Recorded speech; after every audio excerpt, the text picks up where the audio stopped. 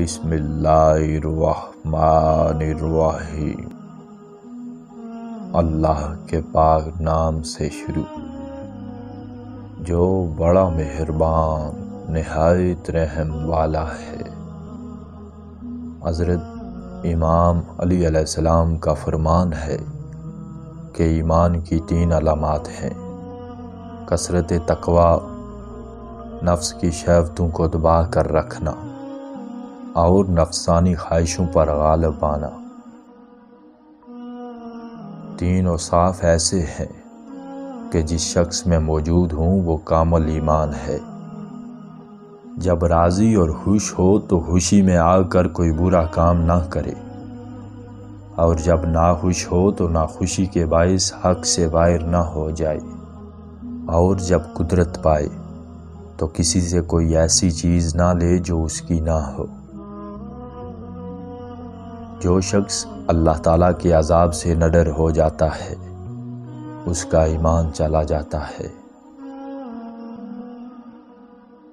جو شخص اپنے ایمان کو کامل کرنا چاہتا ہے اسے چاہیے کہ وہ جس کسی سے دوستی یا دشمنی رکھے تو محض اللہ تعالیٰ کے لیے رکھے، اور اگر کسی سے خوش یا ناخوش ہو تو صرف اللہ تعالیٰ کے لیے ہو۔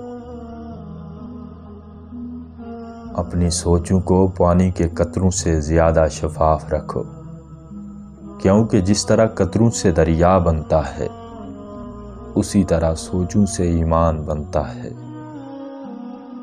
ایمان اس کا نام ہے کہ انسان مصیبت میں صابر اور نعمت میں شکر گزار رہے۔ ایمان وہ روشن ستارہ ہے جو کبھی بے نور نہیں ہوتا۔ ایمان زبان کے اقرار اور اعمال بدن کا نام ہے۔ آپ علیہ السلام نے فرمایا کہ ایمان اور عمل ہمزاد ہیں جو ایک دوسرے سے جدا نہیں ہوتے، اور اللہ تعالیٰ بھی ایک کو دوسرے کے بغیر قبول نہیں فرماتا۔ اخلاص ایمان کا اعلیٰ درجہ ہے، اور اخلاص ہی پر عبادت کا دار و مدار ہے۔ ایمان ایک درخت ہے جس کی جڑ یقین، شاخیں پرہیزگاری، پھول حیا اور پھل سخاوت ہے۔